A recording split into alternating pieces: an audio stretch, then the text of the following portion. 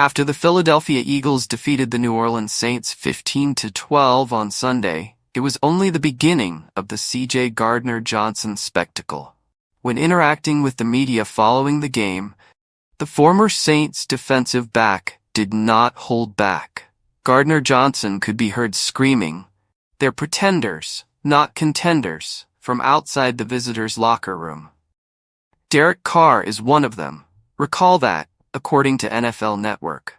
As New Orleans attempted a game-tying drive, the Saints quarterback was 14 of 25 for 142 passing yards, one score, and an interception to Eagles safety Reed Blankenship, ended the game.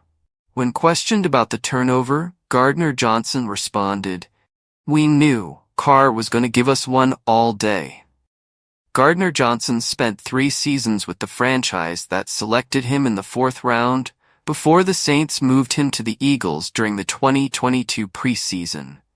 His 6 interceptions in Philadelphia tied the NFL record. He joined the Detroit Lions for the 2023 season, but he was sidelined for a large portion of it due to an injury.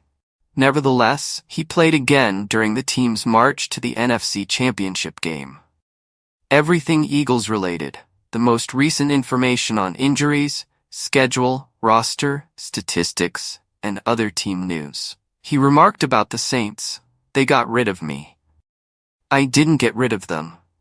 Despite the small sample size of 2 games, Gardner-Johnson refused to admit that the Saints entered as the top statistical offensive team.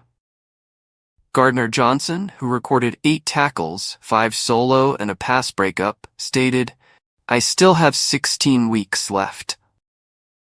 After letting Kirk Cousins lead the Atlanta Falcons down the field for the game-winning touchdown in the closing minute of Monday's game, the Eagles' defense had a lot to prove. "We maintain receipts," Gardner-Johnson declared.